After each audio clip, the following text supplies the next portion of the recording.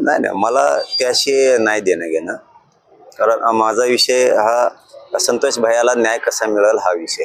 आता हे 20 वर्षाचे आहेत का त्यांचे 30 वर्षाचे आहेत, यापेक्षा संतोष भैयाच्या न्यायाचं काय आणि प्रकरणाचं काय झालं. काय झालं बरं का, ते प्रकरण इतक्या पद्धतशीरपणे हाताळण्यात आलं की ते पद्धतशीरपणे त्या प्रकरणाचा कार्यक्रमच केला. पद्धतशीरपणे म्हणजे विल्हेवाट लावलेली त्या प्रकरणाची.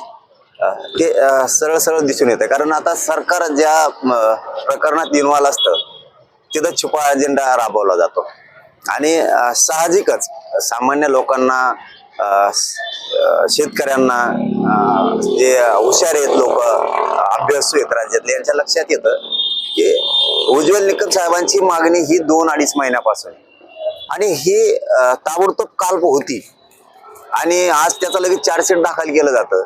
म्हणजे पद्धतशीरपणे या प्रकरणाचा नायनाट केलेला आहे. पद्धतशीरपणे हे कार्यक्रम लावलाय या प्रकरणाचा. कारण आता 6 आरोपी कोणी होणार नाही.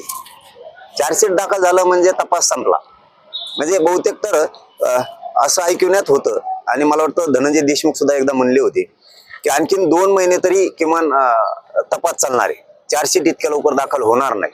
आणि उज्ज्वल निकम साहेबांची मागणी का होती हे माहिती आहे का, तर कुटुंबाचं म्हणणं हे होतं की चार्जशीट मध्ये काही हेराफेरी होणार आहे ती झाली नाही पाहिजे, त्यात काही वगळलं जाणार आहे ते वगळलं नाही पाहिजे.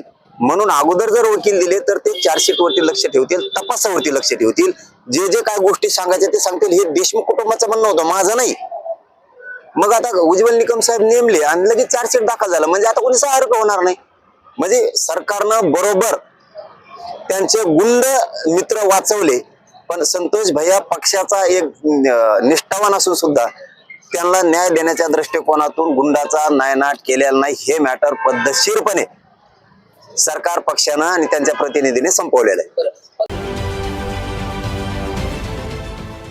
देश विदेशातील प्रत्येक घडामोडींचे लाईव्ह अपडेट मिळवण्यासाठी आता साम टीव्हीच्या सर्व सोशल मीडिया प्लॅटफॉर्मला लाईक, फॉलो आणि सबस्क्राईब करा. तसंच सर्व नोटिफिकेशनसाठी बेल आयकॉन प्रेस करायला विसरू नका.